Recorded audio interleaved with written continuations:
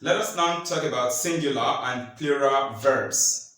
We would also talk about present tense and past tense helping verbs. But first, singular and plural verbs. Now let me ask you a question. How do we identify that this verb is singular and that this is plural? So it's important for us to know what singular and plural verbs are. A singular verb is a verb that ends with an S. A verb that ends with what? An S. You can say that. So if you give example of a verb and then you spell it, then the spelling ends with S. That verb is a singular verb. Example, when I say comes, the spelling is C-O-M-E-S. Alright? So it's singular because it ends with an S. Goes, G-O-E-S, it ends with an S. It's singular also. What about cooks, drives, swims, flies, runs, picks, makes, and many more? Now, in each of these words I pronounced, you would notice that they all end with an S. Therefore, they are singular verbs. The examples I mentioned are singular lexical verbs. That is singular main verbs. Those that show action. What about the examples of singular helping verbs? That is singular auxiliary verbs. Is a singular auxiliary verb. Was is a singular auxiliary verb. Has is a singular auxiliary verb. You can see them on the board here.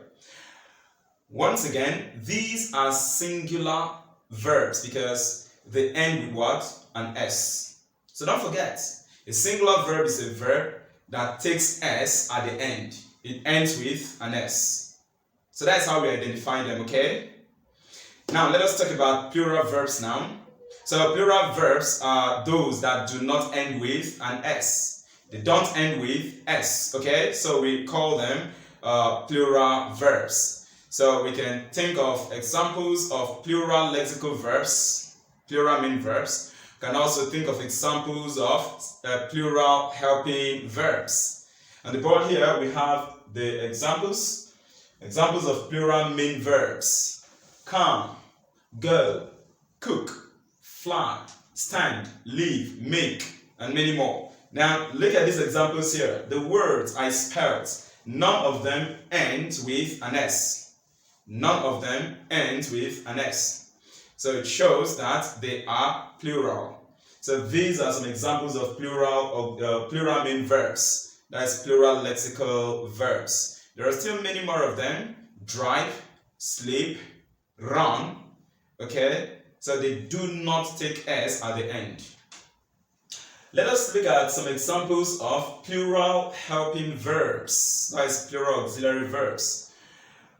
Now when you're talking about plural helping verbs, please let me say this. It is primary auxiliary verbs that usually have plural form, singular form when you are talking about auxiliary verbs. When you come to modal auxiliary, we don't talk about singular or plural modal auxiliary verbs. Please take notes. Because when you use them in a sentence, they can either go with singular subject or plural subject of a sentence. Is that okay?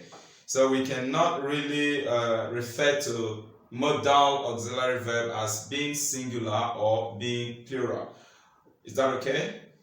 So when you hear about singular or plural auxiliary verb, usually our interest is primary auxiliary verb. So examples of plural helping verbs are were, have. These are primary auxiliary verbs that are plural.